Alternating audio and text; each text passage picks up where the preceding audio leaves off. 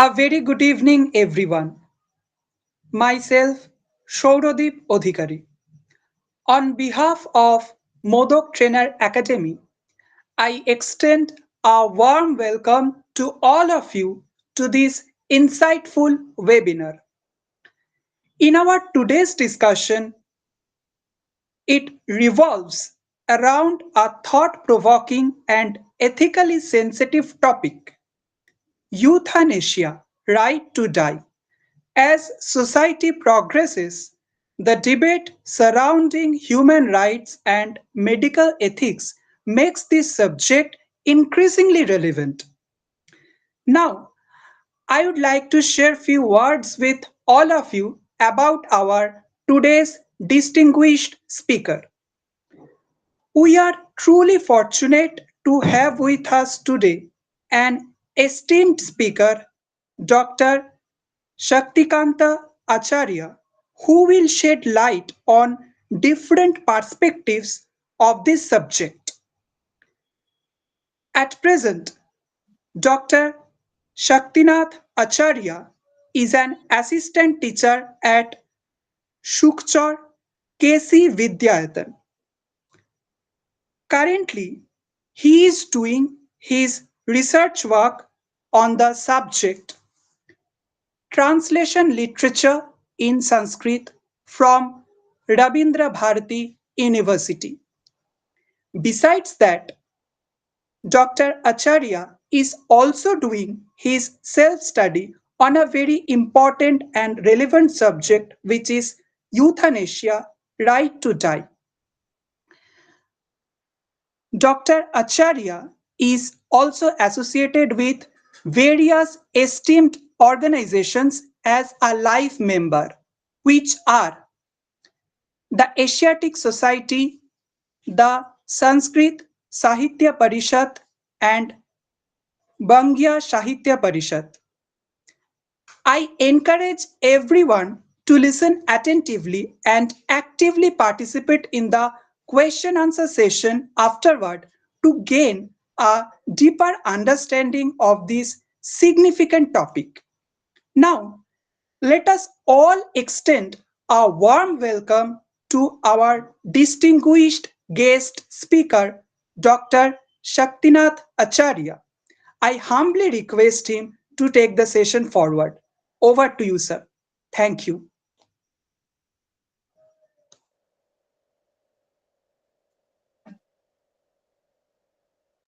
আচ্ছা, আমি কি এখন শুরু করব? Yes, sir. Please start. Namaste.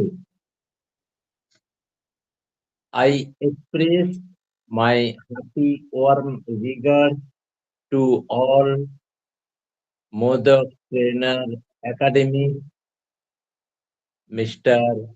Modakji, Ma'am Dr. Gargide, and Monimala Mitra, Dr. Monimala Mitra. My topic of discussion is euthanasia,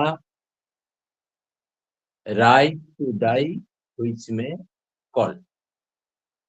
In this context, we may remember two lines of a famous Bengali poem, জন্মিলে মরিতে হবে অমরকে কোথা কবে চিরস্থির কবে নীর হায় রে জীবন নবে.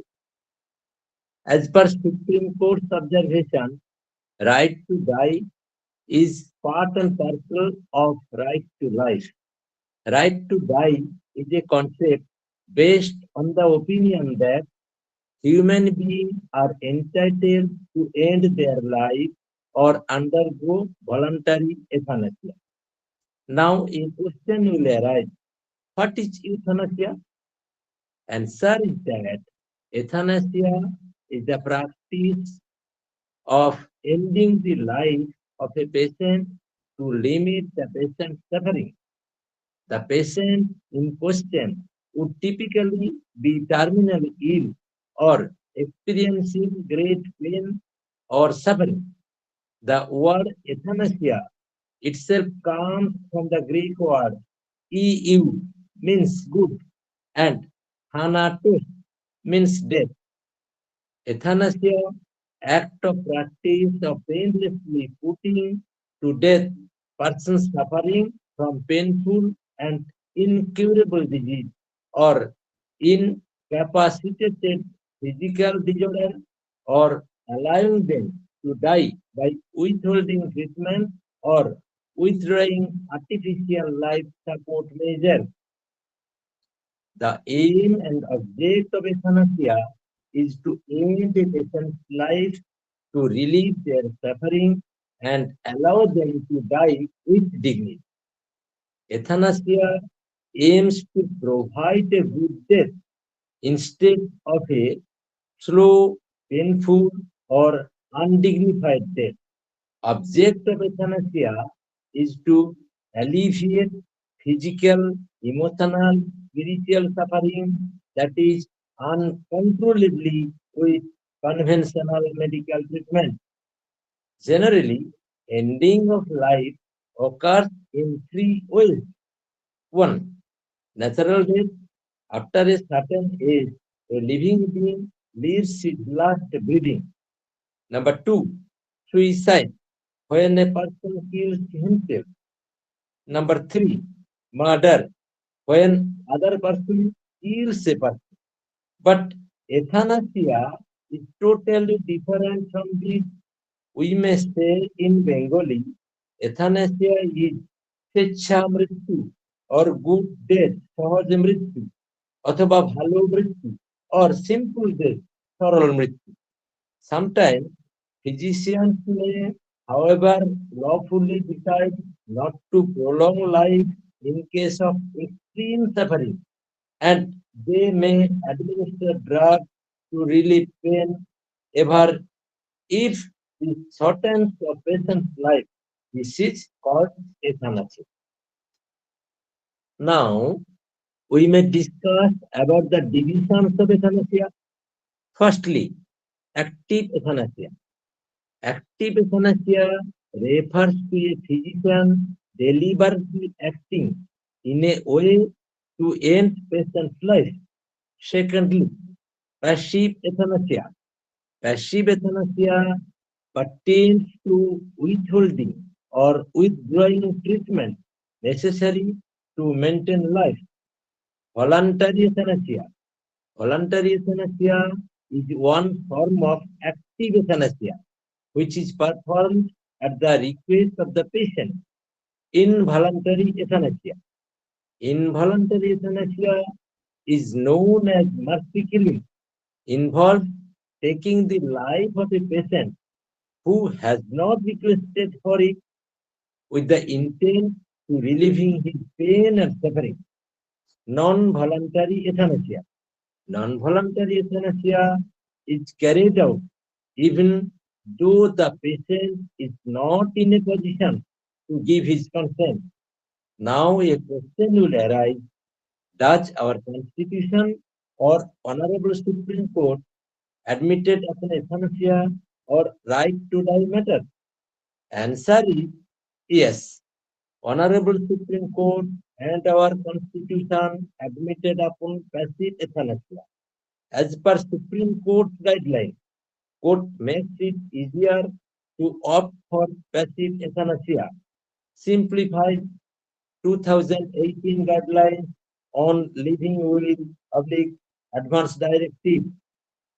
The Supreme Court has modified the slew of directions relating to the advanced medical directive or living will issued in a 2018 judgment that had recognized the right to die with dignity as an inextricable fact of the right to life with dignity under Article 21 of the Constitution, and had accordingly upheld the legal validity of passive euthanasia. In a landmark judgment, the Supreme Court recognized and gave sanction to passive euthanasia and living will oblique advance directive. The judgment was delivered by a bench comprising Chief Justice of India, Deepak Mishra, Justice A.K. Sikri, Justice A.M. Khanwilkar, Justice E.Y. Chandrachud, and Justice Ashok Bhushan. Argument for euthanasia. 1. Human beings should have the right to be able to decide when and how they die. Self-determination. Number 2. Euthanasia enables a person to die with dignity and in control of their situation. Number 3. Death is a private matter and the government should not interfere with the individual's right to die. It is expensive to keep people alive when there is no cure for their illness. Euthanasia would release precious resources to treat people who could live. Family and friends would be spared the pain of seeing their loved one suffer a long drawn out death. 6. Society permits animals to be put down as an act of kindness when they are suffering. The same treatment should be available to humans. Argument against euthanasia. Proper palliative care makes euthanasia unnecessary. 2. There is no way of properly regulating euthanasia. Number 3. Allowing euthanasia will lead to less good care for the terminally patient. Number 4. Euthanasia gives too much power to doctors. Number 5. Euthanasia exposes vulnerable people to pressure to end their life. Some examples of euthanasia in ancient Indian scriptures. Jainism. The Supreme Court has stated that Jainism accepted the concept of euthanasia. Jainism also has a practice called salkhana, which is a religiously nominated self-willed death called first unto death. Buddhist scriptures state that Lord Buddha allowed self-willed death for extremely ill persons as an act of compassion. Hindus believe that there are accepted hind ways to bring about death, such as Prayopadesha. Prayopadesha is non-violent, uses natural means when it is the right time for this life to end, associated with the feelings of serenity. Other doctrine-related euthanasia in Hinduism include Ichha Marana, Daya Marana, and Sachanda Mrityu in Vedic literature and ritual, which are set forth primarily in the Samaveda tradition and are further elaborated in the Sruta Sutra of other Vedas also. In the Ramayana, we see that Lord Rama and his brother Lakshmana took Jal Samadhi in Saraju River. In Mahabharata, Hindu mythological text mentioned the concept of dying when one wishes, but this is not the same as modern euthanasia. In the Mahabharata, Bhishma, the grandfather, had a boon that allowed him to die when he wanted. Wounded by his grandnephew's arrow, he lay in wait until the sun moved north. Pandavas were seeking to live their life in the way of Mahaprasthana, euthanasia, and the Indian reality. India is a country where the basic human rights of individuals are often left unaddressed. Literacy is rampant. More than half of population is not having access to potable water. People die every day due to infection, where medical assistance and care is less. For the few people, issues related to euthanasia, a trash, are irrelevant. However, India is a country of diversities across religious groups, educational status, and culture. In this background, the debate on euthanasia in India is more confusing as there is also a law in the land punishes individuals who even try to commit suicide. The Medical Council of India, in a meeting of its ethics committee in February 2008, in relation to euthanasia, opened practicing euthanasia shall constitute unethical conduct. However, no specific occasions, the question of withdrawing support devices to sustain cardiopulmonary function even after brain death shall be decided only by a team of doctors and not merely by the treating physician alone. A team of doctors shall declare withdrawal of support system. Such team shall consist of doctor in charge of the patient, chief medical officer in charge of the hospital, and a doctor nominated by the in charge of the hospital from the hospital staff or in accordance with the provision of the Transplantation of Human Organ Act 1994. In India, euthanasia is a crime. Section 309 of the Indian Penal Code (IPC) deals with the attempt to commit suicide, and Section 306 of the IPC deals with the abatement of suicide. Both actions are punishable. Only those who are brain dead can be taken offline, of life support with the help of family members. Likewise, the Honorable Supreme Court is also of the view that the right to life guaranteed by Article 21 of the Constitution does not include the right to die. The court held that Article 21 is a provision guaranteeing protection of life and personal liberty, as by no stretch of imagination can extinction of life be read into it.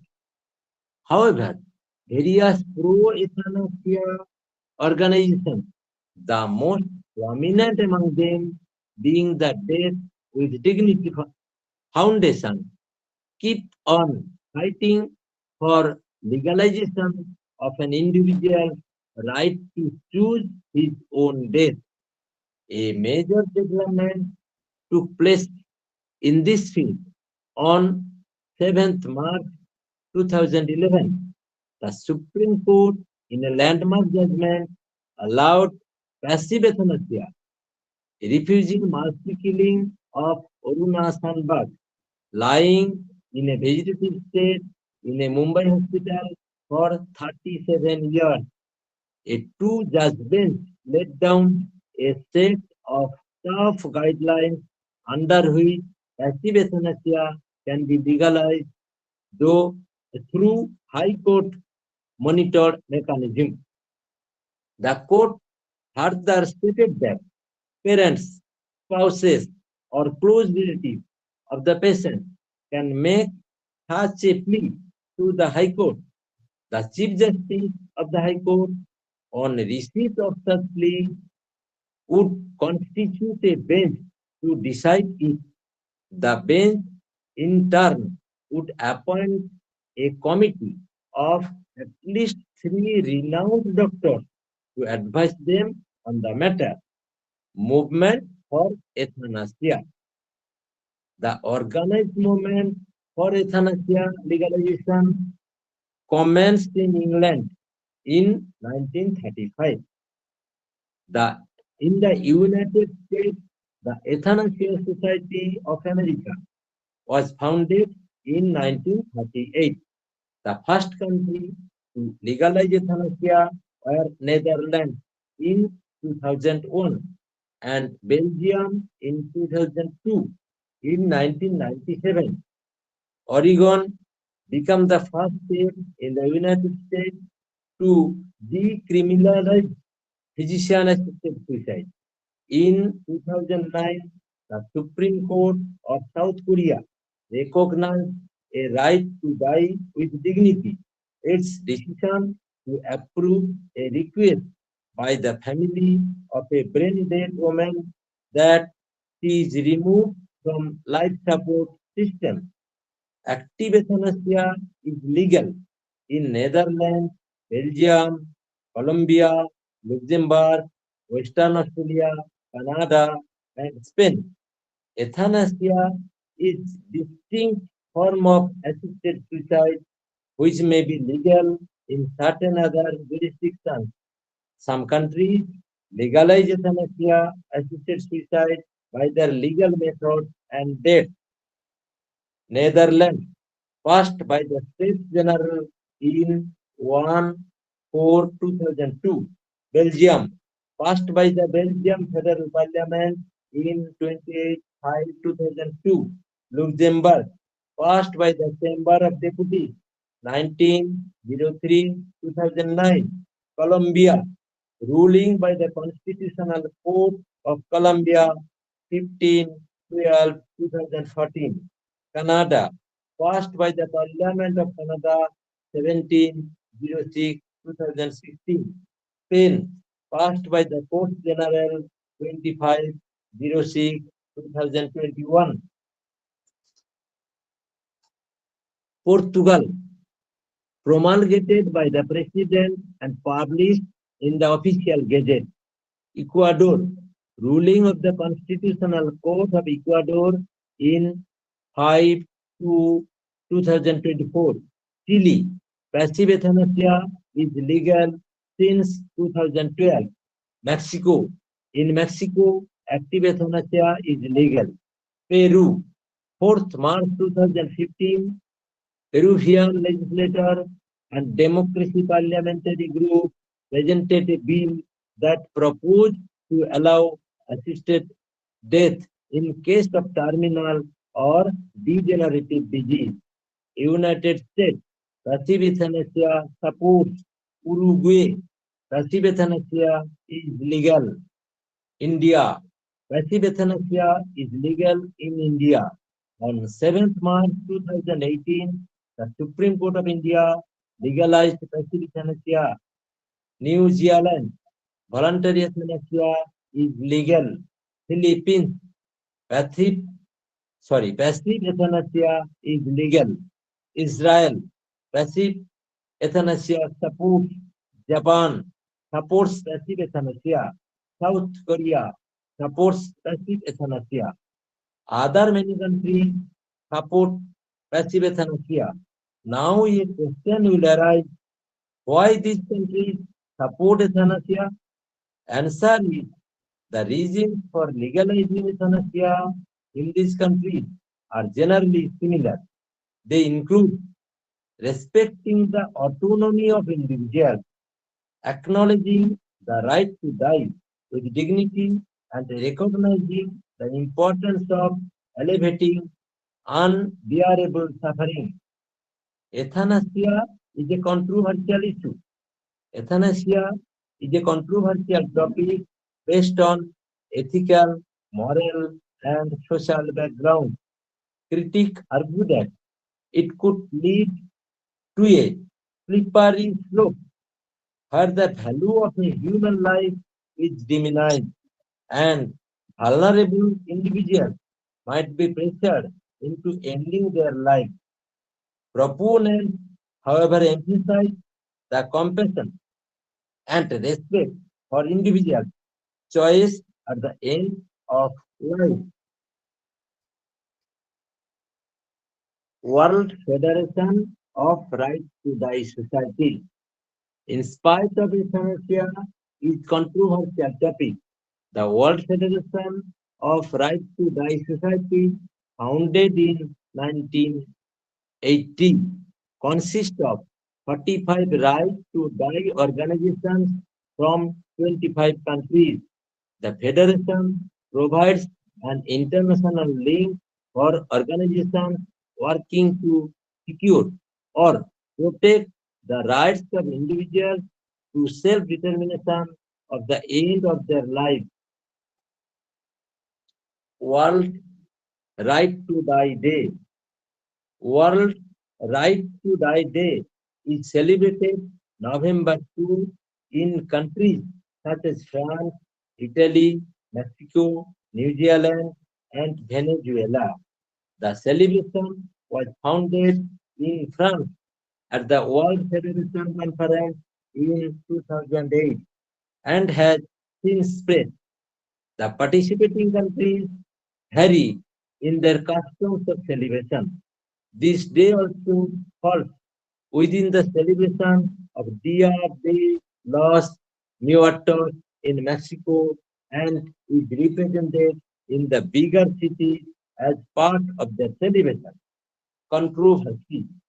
Cases of people choosing assisted suicide programs have been made with some controversy in the media and public. One famous case is that of Brittany Maynard. She was diagnosed with a terminal brain cancer and chose to end her life.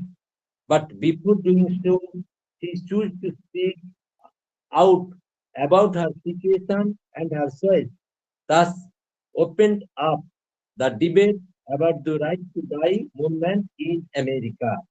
Controversy also lies in issues regarding whether or not the right to die should be granted to those who are in a minimally conscious state, MCS. MCS refers to people who have suffered neurological damage and will never fully recover, but still have some awareness. Groups such as Not Dead yet fight against the movement of legalize and promote the right to die. They worry that if euthanasia is legalized, seniors and people with disabilities will be pressured against their will into accepting it. Additionally, controversy has also surfaced amongst right to die societies themselves.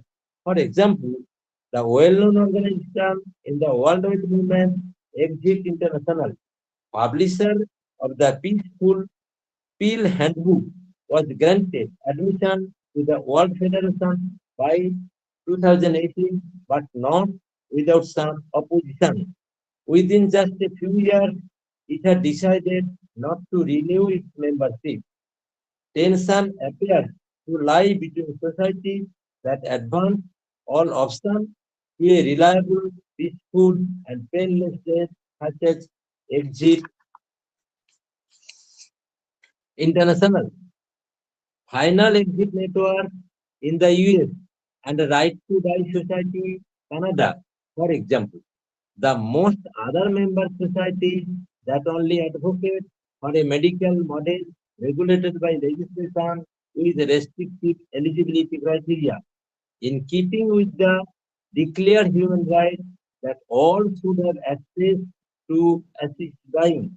The former argue for greater inclusiveness of all persons seeking this remedy, even if not gravely ill, while also noting the limitations and exclusion under limited medical assistance made or physician assisted dying paid in all jurisdictions where it is evolved.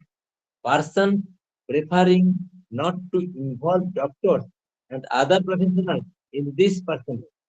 Final act should be similar, not be denied knowledge and support without threats of criminal prosecution. Member organization Africa, South Africa, Dignity South Africa, South Africa saves the living will society.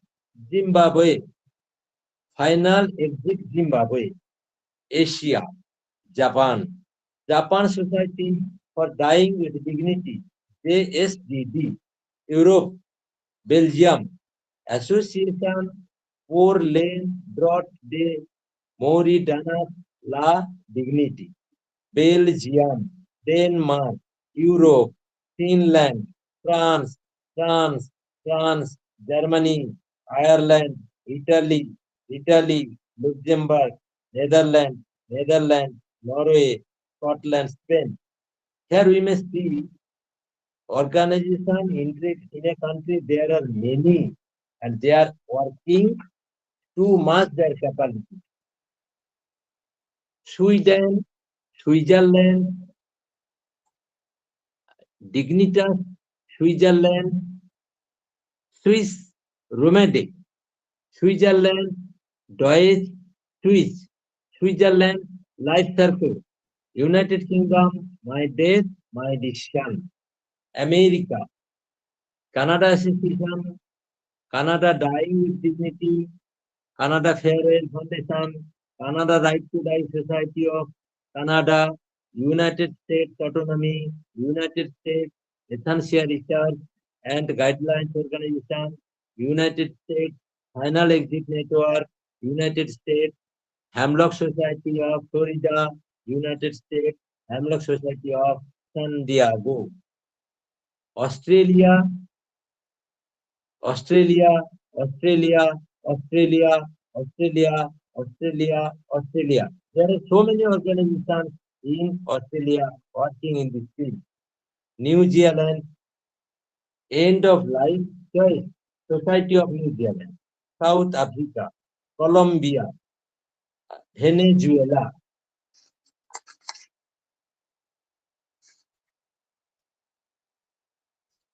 Now, the role of euthanasia organization. Euthanasia organizations primarily focus on advocating for legalizing and ethical implementation of euthanasia, which involves the deliberate ending of a person's life to relieve suffering by educating public, lobbying policymakers, providing support to individuals considering euthanasia, and sometimes facilitating access to medical professionals who can assist with the process in jurisdictions where it is legal. Their role often includes promoting informed decision making, ethical guidelines, and access to quality palliative care alongside the option of euthanasia. Key role of euthanasia organization, public awareness and education. Disseminating information about euthanasia, including different types, active, passive, assisted treatment, legal framework in various regions and potential implications for patients and their families. Policy advocacy, lobbying lawmakers to legalize or reform euthanasia laws, including pushing for legislation that outlines strict eligibility criteria, safeguards against abuse, and proper medical oversight. Patient support, providing emotional and practical support to individuals considering euthanasia, including access to counseling, information about the process, and connection with healthcare providers. Ethical guidelines development, working with medical professionals to establish ethical standards for euthanasia practice, including criteria for patient eligibility, informed consent procedures, and safeguards against coercion. Research and data collection, funding and conducting research on the social, ethical, and medical aspects of euthanasia to inform public discourse and policy decisions. Legal representation, supporting legal challenges to existing laws restricting access to euthanasia, including presentation patients in court cases. Important consideration, debate and controversy. Euthanasia remains a highly debated topic with strong ethical and moral considerations, and organizations advocating for it often face significant opposition. Varying legal landscape, laws regarding euthanasia differ significantly across countries, with some regions allowing for active euthanasia, while others only permit passive forms of physician-assisted suicide. Access to palliative care. Euthanasia organizations often emphasize the importance of ensuring high quality palliative care is readily available to patients before considering euthanasia.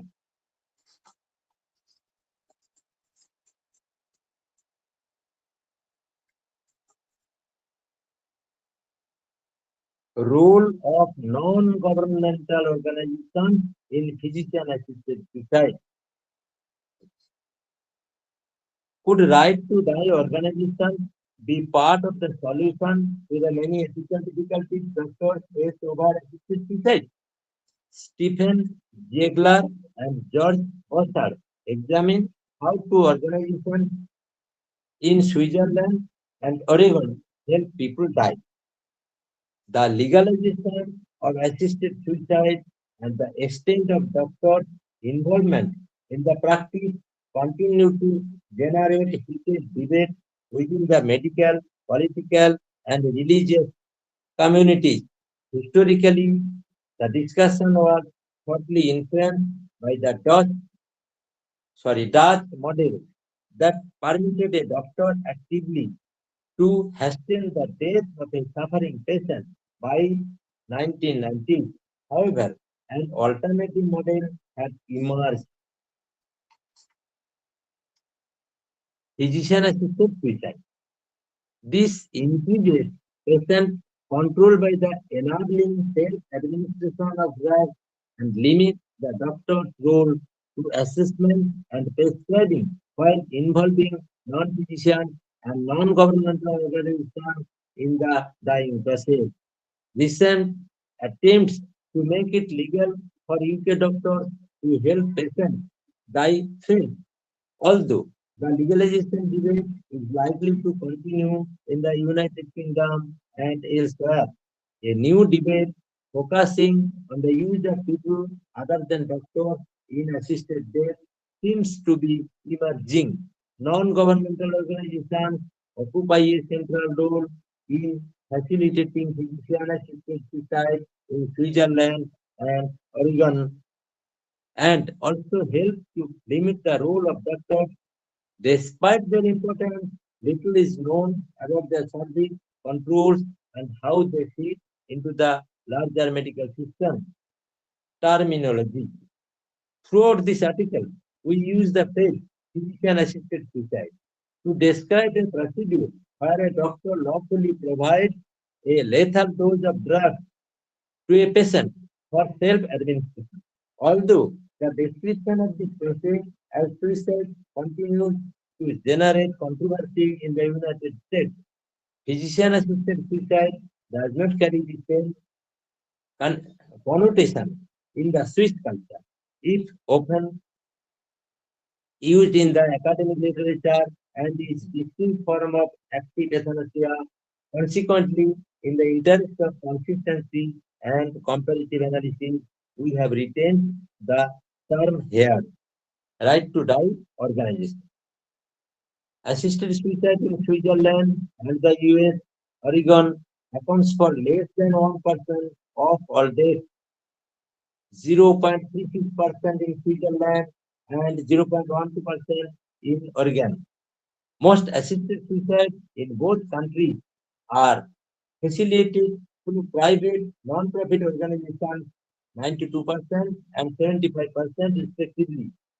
Exit is the largest Swiss organization in the independent officer in Zurich and Geneva, and Compassion and Choice in the biggest in the US. Both are private. Charitable organizations with around 50,000 members. Dignity, a smaller Swiss non-profit organization, has gained notoriety by helping residents of Germany, the UK, and other countries. Although there are other right to die organizations throughout the world, we have concentrated on these two organizations as prototypes for societies who lawfully facilitate physician-assisted suicide. Exit. Exit service are available only to Swiss citizens. People must join the organization and pay a small membership before they can get any type of help. New members are New members are not screened because most simply want to file advance directives with exit and have them enforced should the need arise. However, members seeking help with suicide must be legally competent, exhibit a constant and consistent wish to die, and be experiencing unbearable suffering or be disabled in a serious manner. Exit workers follow an established protocol and use a checklist to document what was discussed at the initial visit and all subsequent contacts. Most members who are considered eligible for help are close to death, and exit routinely recommend both hospice care and notification of the family. Difficult cases are referred to exit ethics committee for review. Exit personal communication. Everyone who seeks assisted suicide must be examined by a doctor who will not prescribe the lethal dose of barbiturates until it has assessed the patient's medical condition and decisional capacity. If the member is eligible but their own doctor declines to participate, exit can refer the member to a collaborating physician who would consider assessing the patient and prescribing the lethal drug. The prescription will be obtained at a local pharmacy by an exit volunteer and stored at exit headquarters until the day of use, when a volunteer will again assess the member's decisional capacity. If the member continues to assert a desire to die, the volunteer will mix the drug in liquid or food and hand it to the person to swallow. If the person is incapable of swallowing, the drug can be self-administered through a percutaneous endoscopic gastronomy catheter or intravenously. Most suicides occur in the person's home, while only a few taking place in nursing homes or a dedicated room at exit in Zurich. At the time of death, the volunteer notifies the policy who attend with a medical officer, provided that there are no indications that the assistant violated Swiss law. The case will be closed. The body is usually released to the coroner at the scene, although the rules and procedures vary between canton. Compassion and choice. Compassion and choice was formed by a recent merger between Compassion in Dying, Portland, Oregon, and End of Life Choices at Denver, Colorado, formerly Hemlock Society. It is treated as a tax exempt organization, and its purpose is to support, educate, advocate, and litigate for improvement in end of life care and end of life care, including but not limited to advanced directive, pain relief, and physician assisted suicide. Membership is not required to receive service, and the organization is funded through private donation. It has a team of trained counselors to screen calls for assistance in all US states except Oregon, Washington, and New York, which have independent and self-supporting affiliates. We have limited our discussion to physician-assisted suicide in Oregon provided under Oregon State with Dignity Act. Since physician-assisted suicide is lawful in Oregon, the primary function of compassion and care staff and volunteers in the state is directed at ensuring access and providing information as well as emotional support to patients and families. The law requires that two doctors are involved, one to prescribe and the other to consult. The organization plays no part in assessing a patient's legal capacity since that responsibility rests with the doctor. Rather, it helps ensure access to assist suicide by discussing the eligibility process with interested parties and by providing information and assurance to doctors who want to comply with the Oregon law and qualify for its protection. However, some Oregon doctors are hesitant to assume the lead role of the prescribing physician and would rather be consulting physician. In these cases, the organization will suggest that the patient ask to be referred to another doctor or would consider being the prescribing physician. Unlike exit, compassion and choice does not permit assisted suicide on its premises, nor does it take in lethal drugs to the client or facilitate suicide outside the client's home. However, clients often request that its representatives are present at the time of ingestion. After the death, the volunteer will help the family and notify the hospital or the client's doctor if requested. The doctor will fill out a death certificate and list the underlying disease as the cause of death. Deaths are not considered suicide under the Oregon Act. Consequently, the police do not investigate his death as they do Switzerland.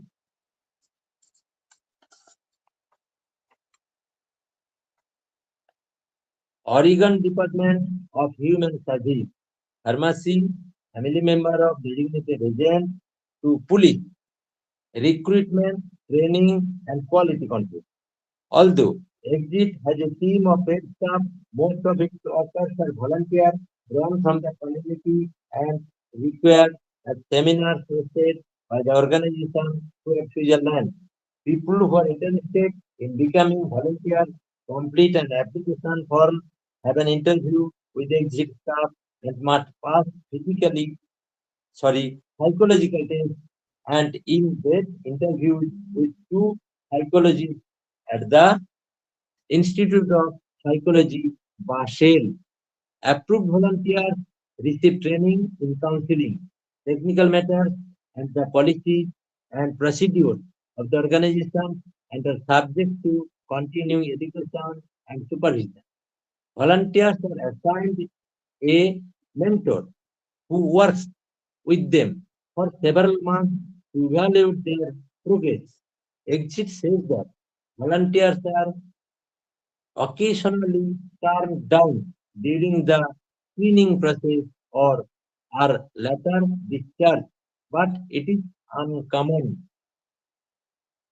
Compassion and choices, recruiting methods, training, and internal controls are similar to those of exit.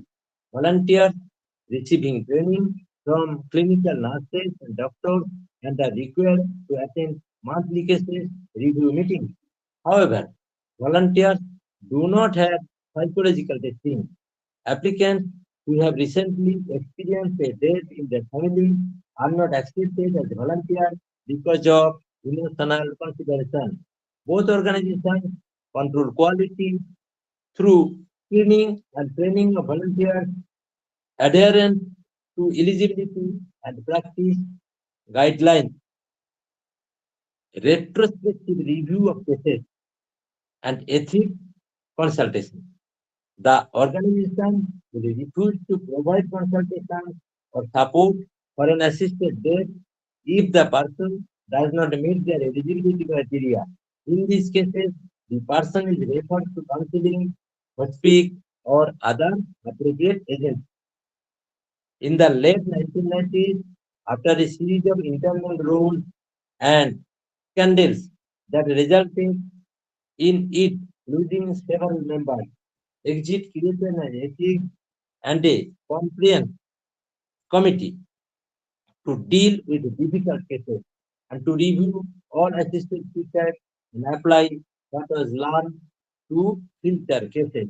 In 2002, Exit instructed a private ethics institute to draw up a report summarizing the viewpoint and experience in its ethics committee.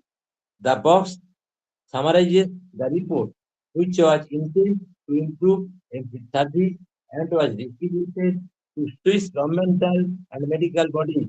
In November 2003, the Swiss National Advisory Commission on Biomedical Ethics issued recommendations regarding right to die organization in Switzerland and the need to comply with due care. Compassion and choice does not have a standing ethics committee because physician assisted suicide in Oregon is regularly by state law and doctors are the primary gatekeepers. However, ethics consultants are available if needed. Nurses' role in euthanasia. In jurisdictions where euthanasia is legal, nurses are playing a significant role throughout the process, including initially identifying a patient's wish to pursue euthanasia, providing emotional support, assessing the patient's condition, participating in the decision-making process, and sometimes even administering the lethal medication depending on local regulations and the scope of practice. However, their exact involvement varies based on the legal framework and specific context. Key aspects of nurses' role in euthanasia. 1. Patient assessment and communication. Nurses are often the primary healthcare providers in close contact with the patient, allowing them to identify potential requests for euthanasia and initiate discussion with the patient and their family. Information provisions. Nurses can educate patients and families about the euthanasia process, including eligibility criteria, legal requirements, and potential implications. Emotional support. Providing emotional support and counseling to patients and families. Considering euthanasia is a crucial part of nurses' role. Collaboration with the medical team. Nurses work closely with the physician to ensure all aspects of the euthanasia process are followed appropriately, including through assessment and document. Post-euthanasia care. Nurses provide support to the family following the patient's death, including grief counseling and practical assistance. Important considerations. Ethical concerns. Many nurses grapple with ethical concerns regarding their involvement in euthanasia, and it's crucial to respect their personal beliefs and provide adequate support. Legal variation. The specific role of nurses in euthanasia varies significantly depend on the laws and regulations in each jurisdiction. Training and education. Nurses involved in the euthanasia process should receive specialized training to understand and legal and ethical complexities involved. Now we are in conclusion. Medical science is progressing in India as well as rest of the world. And hence, currently we are having devices that can prolong life by artificial means. This may indirectly prolong terminal suffering and may also prove to be costly for the family of the subject in question. Hence, end of life issues are becoming a major ethical consideration in the modern day medical science in India. The proponents and the opponents of euthanasia and PES are as active in India as the rest of the world. However, the Indian legislature does not seem to be sensitive to this. The landmark Supreme Court judgment has provided a major boost to the pro-euthanasia activists, though it is a long way to go before it becomes a law in the parliament. Moreover, concern for its misuse remain a major issue which ought to be addressed before it becomes a law in our country. Thank you, everybody, to give me this question.